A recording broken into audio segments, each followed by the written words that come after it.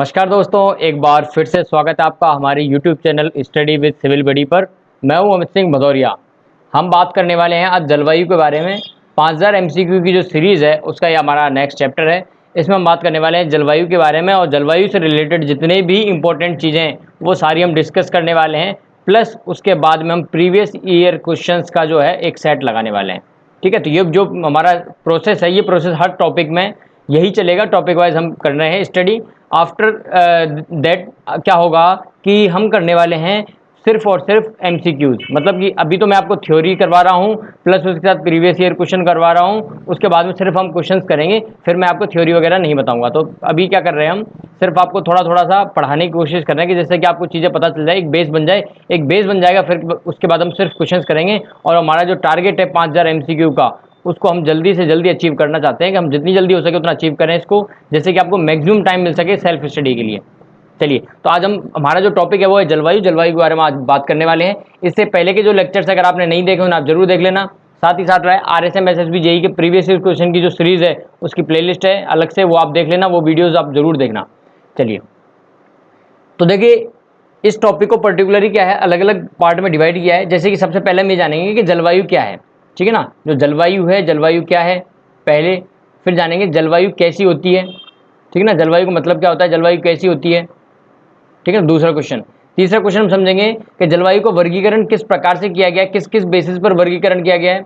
फिर हम देखेंगे जलवायु को ऋतु वर्गीकरण, कि ऋतु के हिसाब से किस तरह से जलवायु का वर्गीकरण है। और फिर उसके बाद में कुछ इंपॉर्टेंट जो पॉइंट्स हमारी जलवायु से संबंधित वो भी हम देख लेंगे, जैसे कि इंपॉर्टेंट नोट्स हो गए या कोई टर्म्स हो गई जो एग्जाम में पूछी जाती है, वो हम डिस्कस करेंगे। तो वन बाय वन हम सारी चीज़ें डिस्कस करने वाले हैं, तो लास्ट तक आप बने रहिएगा। चलिए, सबसे पहला जो सवाल है जो दिमाग में आता है, मन में आता है कि जो जलवायु है वो जलवायु किसे कहते हैं, किसे कहते हैं जलवायु, क्या होती है जलवायु। तो देखो दो चीज़ें होती हैं, एक तो होता है आपका मौसम। क्या होता है, एक तो होता है मौसम और एक होता है आपकी जलवायु। मौसम को आप वेदर बोलते हैं इंग्लिश में, और जबकि जलवायु को आप क्लाइमेट बोलते हैं। अब क्या होता है कि जो हमारी पृथ्वी है, ये जो पृथ्वी है, इस पृथ्वी की तरफ क्या है, वायुमंडल है। क्या है, वायुमंडल। और इस वायुमंडल में क्या है, घटनाएं होती हैं अलग अलग। अगर वो घटनाएं हो रही हैं अल्पकालीन, कुछ थोड़े समय के लिए हो रही हैं, अल्पकाल के लिए हो रही हैं, तो उन्हें कहा जाता है मौसम। लेकिन अगर वो घटनाएं जो हो रही हैं वो घटनाएं दीर्घकाल के लिए हो रही हैं, तो उन्हें कहा जाता है जलवायु। किस तरह की घटनाएं, ये घटनाएं होती हैं कि जिससे कि आपकी ऋतु वगैरह बनती हैं, सर्दी गर्मी जो भी आपका हो रहा है, वर्षा हो रही है, आंधी चल रही है, हवा चल रही है, इस तरह की जो घटनाएं होती हैं, इन घटनाओं के बारे में हम बात कर रहे हैं। ये जो घटनाएं होती हैं, अगर ये अल्पकाल के लिए जब, तो इन्हें कहा जाता है मौसम। अगर ये दीर्घकाल है तो इन्हें कहा जाता है जलवायु। तो ये बेसिक डिफरेंस होता है। साधारण ईजी लैंग्वेज में सबसे बढ़िया तरीके से आप ये इतना समझ लेंगे तो काफी है कि मौसम किसे कहते हैं, जलवायु किसे कहते हैं, क्योंकि ये चीज आपको पता होनी चाहिए, कंफ्यूज नहीं होना बिल्कुल भी। ठीक है, तो अब आप समझ गए कि जलवायु जो है वो किसे कहते हैं और मौसम किसे कहते हैं। तो पृथ्वी के चारों ओर वायुमंडल की जो दीर्घकालीन घटनाएं होती है ना, उन्हें हम क्या कहते हैं, जलवायु कहते हैं। अब एक इंपॉर्टेंट बात निकल के यहाँ पर आती है कि जलवायु को जो निर्धारण है वो 30 वर्षों की औसत दशाओं के आधार पर किया जाता है। तो यहाँ पर एक डेटा याद रख लेना कि 30 ईयर्स का क्या करते हैं, हम एवरेज लेते हैं। किसके लिए, जलवायु के लिए। मतलब जलवायु के लिए दीर्घकाल है ना, तो दीर्घकाल कितना, तो दीर्घकाल कितना 30 ईयर का एवरेज लेके फिर हम डिसाइड करते हैं कि वहाँ की घटनाएं कैसी हैं, वहाँ की जलवायु कैसी है। ठीक है, चलिए इतना ही आपको यहाँ पे याद रखना है कि 30 ईयर का कुछ ऐसा कुछ क्राइटेरिया है, बाकी और कुछ याद रखना है। बाकी मैं क्या है सिर्फ समझाने के लिए बता रहा हूँ कि ऐसा कुछ होता है। देखो जलवायु के अंदर मैं क्या है, मैं ये मान के चलिए कि अगर मैं आपको 100% ये टॉपिक में मैं पढ़ा रहा हूँ, तो इस 100 में से मैं क्या है 30% तो मैं बकवास करने वाला हूँ।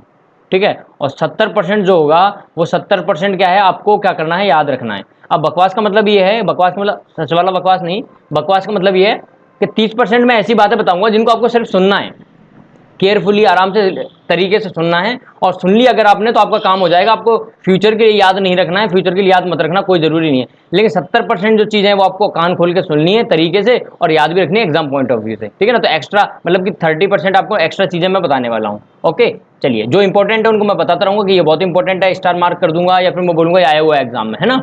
चलिए अब बात कर ले जलवायु राजस्थान की है कैसी, क्योंकि राजस्थान का हम टॉपिक पढ़ रहे हैं। तो राजस्थान की जलवायु कैसी है, तो राजस्थान की जो जलवायु है उपोष्ण कटिबंधीय है। कैसी है, उपोष्ण कटिबंधीय है। और भैया ये है इंपॉर्टेंट, ये क्या है इंपॉर्टेंट, जिस चीज को मैं बोल दूं कि ये इंपॉर्टेंट है, समझ जाना वो कहीं ना कहीं या तो एग्जाम आया हुआ है या आने के चांसेस हैं। ठीक है ना, ये मैं बोल दूं तो समझ जाना कि बहुत बड़ी चीज मैं बता रहा हूं। तो ये बहुत बड़ी चीज है। राजस्थान की जलवायु कैसी है, एग्जाम में काफी बार रिपीट हुआ है। तो ये कैसी है, उपोष्ण कटिबंधीय। कैसी है, उपोष्ण कटिबंधीय। अब यहाँ पर ये समझ लेते हैं कि उपोष्ण, शीतोष्ण, ये शीत, ये किस बेसिस पर डिसाइड किया जाता है, कैसे होते हैं। तो देखो आपको यहाँ पे दिख रहा होगा, यहाँ पे 0 डिग्री अक्षांश रेखा है यहाँ पर, जिसको भूमध्य रेखा भी कहते हैं। यहाँ पर आपका मान लीजिए सूर्य है, तो क्या होगा कि आपके पास में क्या है, अलग अलग अक्षांश रेखाएं हैं। जैसे कि आपके एक तो 23.5 डिग्री अक्षांश रेखा यहाँ पर बनाई, एक यहाँ पर बनाई, एक आपने बनाई है 66.5 डिग्री यहाँ पर, एक 66.5 डिग्री यहाँ पर। तो इसी तरह से आपने रेखा बना दी। तो अलग अलग रेखाएं, अलग अलग रीजन है यहाँ पर। देखिए, तो ये जो रीजन है आपको सबसे टॉप वाला जो दिख रहा है, ये तो आपका शीत रीजन है ना, ये आपका शीतोष्ण। ऐसे ही आपका इधर से देखेंगे तो ये शीत, ये शीतोष्ण, ये उष्ण कटिबंधीय। तो यहाँ पर भी क्या होगा, उष्ण कटिबंधीय। कैसा है, उष्ण कटिबंधीय। जैसा ये है वैसा ही है। तो ये अलग अलग रीजन्स हैं। अब राजस्थान की जो लोकेशन है, राजस्थान की लोकेशन आप देख रहे हैं, राजस्थान की लोकेशन है कुछ इस टाइप से। ये क्या है, ये है राजस्थान, ये राजस्थान है, ये राजस्थान की लोकेशन है। और आपको पता है, मैंने आपको बताया था कि राजस्थान की जो शेप है, राजस्थान को जो नक्शा है कुछ पतंग के जैसा है, इस प्रकार से। और यहाँ से क्या होता है, एक रेखा निकलती है 23.5 डिग्री की, 23.5 डिग्री की जो रेखा है यहाँ से निकलती है, इसको कहा जाता है कर्क रेखा। क्या कहा जाता है, कर्क रेखा कहा जाता है। और ये बांसवाड़ा के यहाँ से निकलती है, बांसवाड़ा डूंगरपुर के यहाँ से, लेकिन करीब जो है वो बांसवाड़ा है। तो यानी कि जो बॉटम वाला पॉइंट है ये क्या है, ये है आपका बांसवाड़ा, ठीक है ना। तो यहाँ जो पड़ता है वो क्या पड़ता है, बांसवाड़ा पड़ता है। तो यानी आप ये कह सकते हो कि उष्ण कटिबंधीय क्षेत्र में कौन आ रहा है, बांसवाड़ा आ रहा है। उष्ण कटिबंधीय बांसवाड़ा आ रहा है, बाकी के बाकी कहाँ है, सबके सब किसमें, शीतोष्ण में। इसलिए इसका नाम क्या रखा गया है, इसलिए इसका नाम रखा है उपोष्ण कटिबंधीय। ना तो ये शीतोष्ण है और ना ही उष्ण है, ये उपोष्ण है।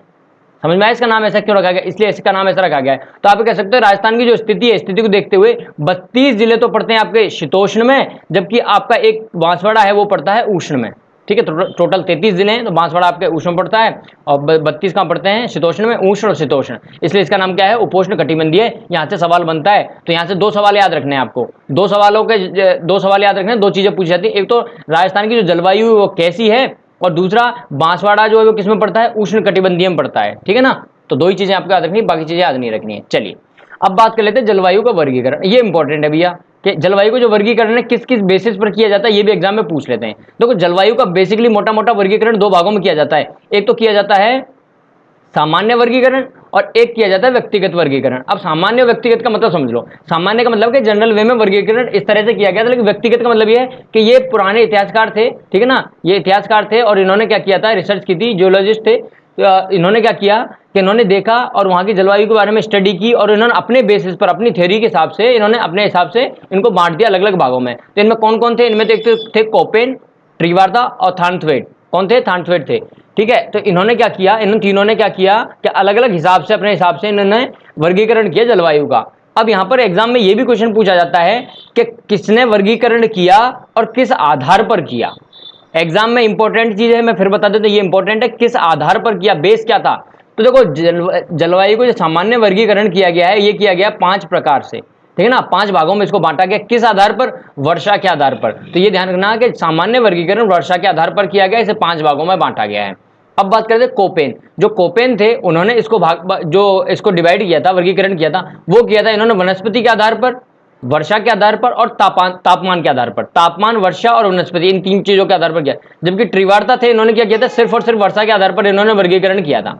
थानथवेट थे, इन्होंने क्या किया था, तापमान, वाष्पीकरण की मात्रा और वर्षा, इन तीनों के हिसाब से इन्होंने क्या किया था, वर्गीकरण किया था। अब यहां पर क्या है, वर्षा, तापमान, ये सारी जो मैं चीजें बता रहा हूं, कोपेन के अनुसार क्या था, कोपेन की एक चीज और है, कोपेन ने किया था एक तो मासिक और वार्षिक, मतलब कि ईयर के हिसाब से और मंथ के हिसाब से, मंथली ईयरली, दोनों क्या है, दोनों बेसिस पर इन्होंने क्या स्टडी की थी। दोनों बेसिस पर स्टडी करने के बाद फिर इन्होंने क्या अपनी वर्गीकरण अपना प्रस्तुत किया था। तो ये क्या है, ये थोड़ा डीप क्वेश्चन है, ये आरएस वगैरह के लेवल की चीज हो जाती है, तो आपको ज्यादा ध्यान नहीं देना है, आपको सिर्फ सुनना है, ठीक है ना। जो मैं एक्स्ट्रा चीज बता रहा हूँ उसको सिर्फ सुन लेना है। मासिक, वार्षिक, ये भी टॉपिक इन्होंने इंक्लूड किए थे। इन हर महीने की और हर वर्ष की तापमान की और वर्षा की, इन सभी चीजों की स्टडी की थी, डीप में स्टडी की थी कोपेन ने। अब ये जो मैंने पूरा वर्गीकरण बताया है, अब यहां से क्वेश्चन क्या बनेगा, यहां से क्वेश्चन बनेगा कि सामान्य वर्गीकरण कितने भागों में, 5 भागों में। सामान्य वर्गीकरण का आधार क्या है, वर्षा है। कोपेन ने जो बांटा है उसका आधार क्या है, वर्षा है, तापमान है, वनस्पति। ट्रिवार्ता का आधार क्या है, वर्षा है। थानथवेट का आधार क्या है, तापमान, वाष्पीकरण की मात्रा और वर्षा। ये क्वेश्चन बनेंगे यहाँ से, ठीक है। तो ये जो क्वेश्चंस बनेंगे वो मैंने आपको यहाँ से बता दिया कि इस तरह से, इस वर्गीकरण से यहाँ से ऐसे क्वेश्चंस बनते हैं या बने हैं, एग्जाम में पूछा जाता है। अगर आपसे पूछा जाए इन सब में से सबसे ज्यादा जो फेमस था, सबसे ज्यादा जो माना गया था, वो किसको माना गया था, वो माना गया थानथवेट के जो मॉडल था, थानथवेट का जो वर्गीकरण था, इसको ज्यादा माना गया था, ठीक है। लेकिन एग्जाम पॉइंट ऑफ व्यू से अगर हम देखें तो एग्जाम पॉइंट ऑफ व्यू से कोपेन का काफी इंपॉर्टेंट है, कोपेन से एग्जाम में क्वेश्चन देखने को मिलते हैं। चलिए अब एक एक करके सारी हम बातें कर लेते हैं। अच्छा, ये मत सोचना कि मैंने आपको कोपेन और इसके बारे में बता दिया तो सामान्य वाला एग्जाम में नहीं पूछा जाता है। सामान्य वाला तो पूछा जाता है। मैं व्यक्तिगत के अब जो बात करूँ, व्यक्तिगत में सबसे ज्यादा इंपॉर्टेंट कौन है? सबसे ज्यादा इंपॉर्टेंट तो क्या थानफेट था, लेकिन एग्जाम में पॉइंट ऑफ व्यू से कोपेन भी पूछा जाता है। त्रिवार्ता के बारे में एग्जाम में जनरली नहीं पूछते हैं। चलिए अब बात कर लेते हैं सामान्य वर्गीकरण के बारे में, कि सामान्य वर्गीकरण है वो किस हिसाब से किया गया था, कहाँ कितनी वर्षा होती है, कौन कौन से प्रदेश हैं। तो इसके टोटल कितने 5 भाग है। पहला जो है इसका पार्ट वो है आपका शुष्क कटिबंधीय जलवायु, अर्ध शुष्क जलवायु, उप आर्द्र जलवायु, आर्द्र जलवायु और अति आर्द्र जलवायु। अब इनका देख लेते हैं कि वर्षा का कितना कितना रेंज है। शुष्क की जो रेंज है वो है 0 से लेकर 20 सेंटीमीटर तक की, अर्ध शुष्क की है 20 से 40, उप आर्द्र की है 40 से 60, आर्द्र की है 60 से आपके 80 तक, और अति आर्द्र की 80 से लेके 120 सेंटीमीटर। तो इतनी इतनी बारिश होती है। उस बारिश के बेसिस पर आपने क्या है अलग अलग उसमें डिवाइड कर दिया पार्ट्स में। अब जगह भी देख लो किसकी कौन जगह। अगर 0 से लेके 20 सेंटीमीटर बारिश हो रही है तो पश्चिमी मरुस्थल होगा, 20 से 40 है तो ये भी मरुस्थल का ही भाग है, और उपाद्र जो होता है 40 से 60 ये अरावली होगा, 60 से जो 80 है वो पूर्वी मैदान है, और 80 से लेके 120 तक क्या है हाड़ौती है। तो ये हाड़ौती वाला हिस्सा होगा। तो ये भौतिक जो प्रदेश हैं उन भौतिक प्रदेश को रेस्पेक्टिवली यहाँ पर बताया गया है, कौन से भौतिक प्रदेश को किस जलवायु के अंतर्गत रखा गया है, कितनी वहां पर बारिश होती है। अच्छा, यहाँ पर एक नोट करने वाली बात ये भी है, एक नोट करने वाली बात ये भी है, बारिश के बारे में एक क्वेश्चन पूछा जाता है एग्जाम में, ये इंपॉर्टेंट है जो मैं नोट लिखवा रहा हूं। 25 सेंटीमीटर वर्षा रेखा ये क्या करती है, ये मरुस्थल को, जो हमारा मरुस्थल है उस मरुस्थल को 2 भागों में बांटती है, 2 भागों में बांटती है। Note number 1। नोट नंबर 2 दूसरा, नोट नंबर ये 1 था, ये 2 है। 50 सेंटीमीटर रेखा, 50 सेंटीमीटर रेखा यानी कि वर्षा रेखा की मैं बात कर रहा हूं। 50 सेंटीमीटर वर्षा रेखा राजस्थान को 2 भागों में बांटती है, राजस्थान को 2 भागों में बांटती है।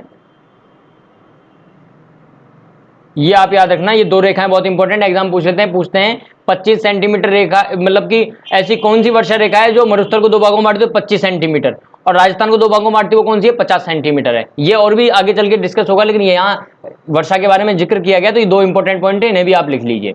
चलिए, तो ये है आपका वर्गीकरण। इस तरह से आप देख सकते हो कि आपके सामने ये जो लिखा हुआ है ये तो है एरिड रीजन आपका, ठीक है ना। फिर आपके आता है ये वाला सेमी एरिड, जिसको अर्ध शुष्क बोलते हो, इसको आप शुष्क बोलते हो, ठीक है ना, जो मैंने आपको भी बताया था शुष्क अर्ध शुष्क, ये उनके नाम है, अभी जस्ट मैंने बताए थे, ठीक है ना। सब ह्यूमिड आएगा, फिर आपका ये वाला आएगा सब ह्यूमिड आएगा, फिर आपका आने वाला है ह्यूमिड आएगा, फिर आपका आएगा वेरी ह्यूमिड यानी कि अति आर्द्र, उप आर्द्र, ठीक है ना, आर्द्र, इस तरह से इन्होंने डिवाइड किया गया है। नहीं समझ में आया तो यहाँ देख लो, ये वाला है, इसका आप स्क्रीनशॉट भी ले सकते हो। 5 भागों में बांटा गया है। पहला जो भाग है यानी कि जो जैसलमेर वाला जो पूरा का पूरा इलाका है जिसमें बीकानेर श्रीगंगानगर भी आता है, वो तो था आपका कैसा, वो था आपका शुष्क, ठीक है, वो कैसा था, शुष्क था। फिर दूसरा जो भाग है जिसमें आपके बाड़मेर, जोधपुर, नागौर, चूरू, हनुमानगढ़, झुंझुनू, सीकर का थोड़ा सा हिस्सा ये आते थे, ये था आपका किसमें, अर्ध शुष्क में। फिर आया था तीसरा वाला हिस्सा, अरावली वाला हिस्सा, जो अरावली अपने भौतिक प्रदेश जो देखे थे हमने, वो है आपका उपाद्र, जिसमें आपका सिरोही, पाली, अजमेर, जयपुर, अलवर, दौसा, मेनली ये सारे एरिया आ जाते हैं, शेखावाटी वाला एरिया इसमें इंक्लूड हो जाता है। इसके अलावा फिर आता है आर्द्र, ठीक है, आर्द्र में आ जाते हैं आपके कौन सा हिस्सा, पूर्वी मैदान वाला जो मैंने बताया था, दक्षिण पूर्वी मैदानों का, वो कौन सा आ जाएगा, वो आ जाएगा चौथे नंबर पर। यानी कि आर्द्र में कौन कौन आएगा, उदयपुर, राजसमंद, चित्तौड़, भीलवाड़ा, टोंक, सवाईमाधोपुर, करौली, भरतपुर, ये सारे जो एरिया हैं वो इसमें कवर हो जाते हैं। और अति आर्द्र जो है इसमें आपका आ जाता है कौन सा, दक्षिण वाला हिस्सा आ जाएगा, ठीक है, दक्षिण वाला जो बेल्ट है वो पूरा का पूरा आ जाएगा इसमें, जैसे कि डूंगरपुर है, प्रतापगढ़ है, बांसवाड़ा है, झालावाड़ है, तो ये सभी, बारा है, तो ये सभी इस हिस्से में आ जाते हैं। तो ये इंपॉर्टेंट है, ये याद रखना, ये इंपॉर्टेंट है, ठीक है ना, ये इंपॉर्टेंट है कि कौन सा एरिया किस में आ रहा है, यहाँ पर ये इंपॉर्टेंट है, ये इसका स्क्रीनशॉट ले लो, 1-2 बार इसको देख लेना, याद हो जाएगा। चलिए अब बात कर लेते हैं व्यक्तिगत वर्गीकरण के आधार पर किस तरह से आपने वर्गीकरण किया हुआ है। तो सबसे पहले हम पढ़ लेते हैं कोपेन के अनुसार, जो कोपेन थे इन्होंने किस तरह से किया था। तो कोपेन ने इसको 4 भागों में बांटा था, और जो आधार था वो था वर्षा, वनस्पति और तापमान, ये इन्होंने आधार माने तो 4 भागों में बांटा था। बस 2 ही बातें, कितने हैं, 4 भाग हैं, आधार क्या है, ये इंपॉर्टेंट। इसके अलावा देखो क्या होता है कि आपके सामने ये डायग्राम है, यहाँ पे आप देख सकते हो इन्होंने 4 भागों में बांटा था। इनके जो नाम थे वो थे BWHW, BSHW, CWG और AW। ठीक है, तो इन्होंने क्या है 4 भागों में बांटा हुआ था। ये इनके पर्टिकुलर नाम है जो इन्होंने नाम दिए थे अपने हिसाब से। ठीक है, तो ये नाम है, इन नामों का याद रखना किसका कौन सा कैसा नाम है। अभी चलिए अभी थोड़ा सा और डिस्कस कर लेते हैं इसके बारे में कि नाम है, नाम किस हिसाब से दिए, क्या इनके कंसेप्ट क्या था इनका नाम देने का, वो भी देख लेते हैं। चलिए देखो, अगर मैं इसको अर्थ मानता हूं पूरा, इसको अगर मैं अर्थ मानता हूं, ठीक है, और अर्थ में मैं क्या करता हूं, फिर वहां की जो जलवायु है उस जलवायु को पर्टिकुलर किसी नोटेशन से शो करता हूं, ABCDEF इस तरह से। तो वहां की जलवायु को किस तरह से शो कर सकते हैं वो समझना। मान लीजिए आप यहाँ ध्रुवों के पास हैं, तो आपकी लोकेशन हो गई ई का मतलब हो गया बर्फ या टुंड्रा तुल्य।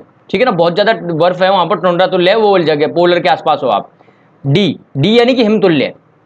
सी उपोष्ण कटिबंधीय। बी यानी कि आप हो शुष्क एरिया में। शुष्क में फिर 2 पार्ट होते हैं, एक तो डब्ल्यू होता है और एक होता है एस। एस का मतलब होता है अर्ध शुष्क मरुस्थल और डब्ल्यू का मतलब होता है शुष्क मरुस्थल। तो डब्ल्यू का मतलब समझ जाना, डब्ल्यू का मतलब क्या हो जाएगा, शुष्क हो जाएगा, शुष्क मरुस्थल, और एस का मतलब है अर्ध शुष्क मरुस्थल। इसको क्या है स्टेपी भी बोला जाता है, एस फॉर स्टेपी, स्टेपी के थ्रू इसका नाम एस रखा गया है। अच्छा, फिर आता है ए यानी कि उष्ण, जो कि आपके बिल्कुल कर्क रेखा के नीचे आ जाएंगे। ठीक है ना, जो भूमध्य के आसपास चले जाते हैं उनको बोला जाता है उष्ण कटिबंधीय। तो कहीं पर ए अगर लिखा हुआ है तो ए का मतलब क्या हो जाएगा, उष्ण कटिबंधीय। ठीक है, तो अब इसके जो नाम थे, अलग अलग नाम थे ना, AW, BW, HW, ये सारे के सारे जो मैं ये बता रहा था। अब इन नामों का मतलब समझ लेते हैं, ये नाम किस तरह से रखे गए थे, इनका थोड़ा समझने की कोशिश करते हैं क्या थे ये। तो देखो, सबसे पहले तो है AW। सबसे पहला नाम क्या है, इन्होंने रखा AW। फिर रखा इन्होंने बी में BW और BS दोनों थे। तो बी के साथ में डब्ल्यू अगर आएगा तो ध्यान रखना शुष्क मरुस्थलीय जलवायु, और BS के साथ में आएगा अर्ध शुष्क या स्टेपी जलवायु। तो यहाँ पर हो गए आपके BW और BSHW, तो 2 नाम ये हो गए। फिर आपका था सी से याद रखना CWG था। तो 4 भागों में इन्होंने बांटा था। अगर आप डिटेल में देखोगे तो डिटेल में देखने से ये लगेगा कि देखो यहाँ पर तो आ रहा है AW नीचे, जिसमें आपका हाड़ौती वाला हिस्सा है, बूंदी को छोड़कर हाड़ौती, पूरा का पूरा हाड़ौती आ जाएगा, बूंदी को छोड़ के बागड़ आ जाएगा, माउंट आबू आ जाएगा। CWG में आपका आ जाएगा राजसमंद आ जाएगा। ठीक है ना, राजसमंद आएगा, सिरोही आएगा, टोंक आएगा, उदयपुर आएगा, यानी RSTU ये पूरा का पूरा आएगा। ABCD आएगा, ABCD ध्यान रखना, ये आपके एकीकरण में भी काम आएगा। ABCD का मतलब होता है Ajmer, B for Bhilwara, C for आएगा आपका चित्तौड़, और D फॉर आएगा दौसा। इसके अलावा फिर आपके आ जाता है जयपुर, JPR लिख देते हैं, शॉर्ट फॉर्म में जयपुर आ जाएगा। ये सारे हिस्से किस में आने वाले हैं, ये आएंगे आपके CWG में। फिर आएगा BSHW। अब BSHW में आपके कौन कौन से बेसिन आएंगे, आपके देखो एक तो लूनी का बेसिन आ जाएगा, नागौर आ जाएगा, शेखावाटी आ जाएगा, घग्गर बेसिन है, ये सारे आ जाएंगे इसमें। फिर आता है शुष्क वाले में, शुष्क वाले में कौन कौन आएगा, BWHW यानी कि जैसलमेर, बीकानेर, श्रीगंगानगर, हनुमानगढ़, चूरू, ये सभी हिस्से आ जाते हैं। ठीक है ना, ये सभी हिस्से किसमें आएंगे, इसमें आएंगे। अब ये हनुमानगढ़ और चूरू वाला क्या आंशिक रूप से आप आते हैं इसमें। तो ये सारे हिस्से हैं, ये सब किसमें आते हैं, ये इसके वर्गीकरण में आते हैं। जैसे कि यहाँ पे डायग्राम में यहाँ पे आप देख सकते हो, यहाँ पे क्या होता है कि चूरू जो है वो चूरू का हिस्सा कुछ तो उधर चला जाता है, कुछ इधर आ जाता है, बाकी हनुमानगढ़ के साथ भी होता है। हनुमानगढ़ चूरू क्या आंशिक रूप से आते हैं, इसलिए मैंने वहां पर आंशिक बोला है। तो ये इन्होंने क्या वर्गीकरण किया था। अब यहाँ पर दिक्कत ये होती है, परेशानी ये होती है कि यार इनको याद कैसे रखा जाएगा, कैसे आइडिया लगेगा नाम से कि ये जो लेटर्स हैं ABCD, इनका आइडिया कैसे लगेगा, किसका मतलब क्या है, कैसे क्या है। एक हो जब तो याद रख लेंगे, क्योंकि आगे चल के फिर क्या है, कोपेन के बाद में थर्डवेट आएंगे, ट्रिवार्थ आएंगे, इन्होंने भी अपने हिसाब से नाम दिए थे। तो याद रखने का आपको क्या करना पड़ेगा, कुछ ऐसी ट्रिक अपनानी पड़ेगी, कुछ ऐसा तरीका अपनाना पड़ेगा कि आप एक नाम से, एक लेटर से आप समझ जाएं। जैसे AW, तो आपको याद होना चाहिए AW यहाँ पर है। ठीक है ना, फिर आएगा आपका CWG, तो CWG यहाँ पर है, C से आपको आइडिया लग जाए, A से आइडिया लग जाए, B है तो B के साथ में S से लग जाए, B के साथ में W से लग जाए। जैसे B के साथ में W है तो मैंने बोला था कि W क्या है, W का मतलब क्या हो जाएगा शुष्क, और S का मतलब क्या है अर्ध शुष्क होता है। तो इस तरह से कुछ आइडिया हो या पता हो रियल में क्या मतलब है, तब आइडिया लगेगा। तो चलो इसके बारे में थोड़ा सा डिस्कस कर लेते हैं कि जो नाम है, नाम किस तरह से दिए गए थे, क्योंकि ये देखो आगे चल के और भी काम आएंगे ना। तो इनमें क्या है, सिर्फ आपको सुनना है। जैसे मैंने बोला था मैं थोड़ी सी बकवास करूंगा, तो ये बकवास का हिस्सा है, आपको सिर्फ सुनना है और कुछ नहीं करना है। तो देखो इसमें क्या है, कुछ लेटर्स होते हैं, तो उन लेटर्स के बारे में डिस्कस कर लेते हैं, कौन कौन से लेटर्स होते हैं। तो देखो सबसे पहले तो बात कर लेते हैं कैपिटल लेटर के बारे में। जो कैपिटल लेटर्स हैं उन कैपिटल लेटर्स के बारे में बात कर लेते हैं। कैपिटल लेटर्स कौन कौन से हैं, तो देखो कुछ कैपिटल लेटर्स आपको देखने को मिलेंगे, जैसे कि A मिलेगा, देन आपको B मिलेगा, देन आपको C मिलेगा, D मिलेगा और E मिलेगा। ABCDE मिलेंगे। अब इनका मतलब समझ लेते हैं किसका मतलब क्या है। मान लीजिए अगर आपको ए देखने को मिलता है कहीं पर ए, तो ए का मतलब क्या होगा? देखो ए का मतलब वो होता है कि कोई ऐसा एरिया जहां का आपका टेम्परेचर क्या है 18 डिग्री सेल्सियस से क्या है कम है। 18 डिग्री सेल्सियस अगर आपका टेम्परेचर कम है तो उस जगह को एक की कैटेगरी में रखा जाएगा, एक ही कैटेगरी में, ये एक कैटेगरी में। तो अब एक कैटेगरी होती कौन सी, इसका नाम क्या होता है? देखो इसका नाम होता है आपका moist tropical climate. Moist tropical climate, क्योंकि इंग्लिश में वाले बच्चे हैं वो परेशान करेंगे बाद में कमेंट कर करके, ठीक है ना। तो मोस्ट ट्रॉपिकल क्लाइमेट बोलते हैं। अगर हिंदी में बात करें तो हिंदी में इसका नाम होता है उष्ण आर्द्र जलवायु। क्या होती है? उष्ण आर्द्र जलवायु, ये इसका हिंदी में नाम होता है, ठीक है। अब कर लेते हैं बी की बात। जो बी होता है वो बी की खास बात क्या है? बी में क्या होगा कि आपकी जो वाष्पीकरण की दर है, जो वाष्पीकरण होगा, एवोपोरेशन होगा, वो हायर होगा, वो ज्यादा होगा। किससे? वर्षा से। जितनी आपकी रेन हो रही है, बारिश हो रही है, रेनफॉल हो रहा है, उस रेनफॉल से आपका वाष्पीकरण ज्यादा होगा, ठीक है। इसके बारे में इसका अगर नाम की बात करें कि इसका नाम क्या होगा, तो इसको बोला जाता है ड्राई क्लाइमेट। क्या बोलते हैं? Dry climate. ड्राई, सूखा, सूखा होता है ना, शुष्क, सूखा। तो अब आपको याद आया कि बी आएगा अगर कहीं, तो बी का मतलब क्या होगा? सूखा आएगा। तो देखो यहां पर क्या हुआ था, यहां पर आप बोल रहे थे कि यहां पर बी आ रहा है और यहां पर बी आ रहा है, तो आप ये पूरा का पूरा किसका हिस्सा है? ये पूरा का पूरा किसका है? मरुस्थल का हिस्सा है ना, शुष्क और अर्धशुष्क, इसलिए यहां पर बी आ रहा था। क्या आ रहा था? बी आ रहा था। हिंदी में क्या बोलोगे? हिंदी में आप इसको बोलोगे शुष्क जलवायु। कैसी है? शुष्क जलवायु। कोशिश कर रहा हूं आपको सबको समझ में आए, हो सकता है थोड़ा सा टाइम लगे, लेकिन आप प्लीज एक बार बस सुन लीजिए, जिससे क्या है कि थोड़ा सा फ्यूचर में क्या है, कंफ्यूजन क्रिएट नहीं होंगे। अच्छा, अब सी के बारे में भी बात कर लेते हैं। सी का मतलब क्या है? देखो सी में क्या होता है, आपका जो टेम्परेचर है, जनरली टेम्परेचर 3 डिग्री सेल्सियस से 10 डिग्री सेल्सियस के आसपास रहता है, जनरल टेम्परेचर ये होता है। और यहाँ पर क्या होता है कि आपका जो गर्मी जब पड़ेगी, तो गर्मी में ये टेम्परेचर 10 डिग्री सेल्सियस से हाई चला जाता है। गर्मी में 10 डिग्री सेल्सियस से हाई चला जाएगा जब आपकी गर्मी पड़ेगी, तब। सी की बात कर रहा हूं मैं। अच्छा, अगर आपसे पूछ लिया जाए सी का नाम क्या है, तो इसको बोलते हैं मॉइस्ट सब ट्रॉपिकल मिड लैटिट्यूड क्लाइमेट। अच्छा, इसको हिंदी में क्या बोल सकते हैं? हिंदी में बोल सकते हैं इसको आर्द्र। मॉइस्ट का मतलब आर्द्र होता है, ठीक है ना। और सब ट्रॉपिकल का मतलब होता है उपोष्ण। उष्ण, तो उपोष्ण, ठीक है ना, उपोष्ण। और अब सब ट्रॉपिकल समझ में। अब मिड लैटिट्यूड का मतलब क्या होता है? मध्य अक्षांशीय। मध्य अक्षांशीय। और जलवायु का आपको पता है क्लाइमेट का क्या होता है? जलवायु। ये इसका हिंदी में और इंग्लिश में मतलब होता है। अब बात कर लेते हैं डी की। डी में क्या होगा कि आपका जो टेम्परेचर होगा, वो टेम्परेचर, अच्छा ये जो टेम्परेचर है, ये मैंने गलत लिख दिया, टेम्परेचर ये डी में आएगा। 3 से लेके 10 डिग्री सेल्सियस वाला है ना, ये डी में आता है। सी में आता है आपका 18 डिग्री सेल्सियस तक का जाता है इसमें, है ना। ये इसको करेक्ट करो। ये आपका टेम्परेचर आएगा लगभग 8 डिग्री सेल्सियस से लेके, 8 डिग्री सेल्सियस से लेके ये चलता है आपका 18 डिग्री सेल्सियस तक, ठीक है ना। 18 डिग्री सेल्सियस तक चलता है। और जब गर्मी पड़ेगी तो 18 डिग्री सेल्सियस से थोड़ा सा ऊपर भी चला जाएगा, जबकि ए में क्या होगा? 18 से कम ही रहेगा। अच्छा, अब बात कर लेते हैं डी की। तो डी में क्या होता है? ये 3 डिग्री सेल्सियस से ये 10 डिग्री सेल्सियस तक जाता है। और गर्मी पड़ेगी तो 10 डिग्री सेल्सियस से ऊपर भी जा सकता है ये, है ना। 10 डिग्री सेल्सियस से ऊपर भी जा सकता है। अच्छा, इसका नाम क्या होगा? तो डी का नाम होता है moist continental mid latitude climate, यानी कि इसको आप बोल सकते हो आर्द्र महाद्वीपीय। आर्द्र महाद्वीपीय मध्य अक्षांशीय जलवायु। ये सिर्फ सुनना है आपको, याद नहीं रखना है आगे के लिए ना। तो ये इसका मतलब होता है। ई का मतलब क्या होता है? ई का मतलब होता है आपका पोलर क्लाइमेट। क्या होता है?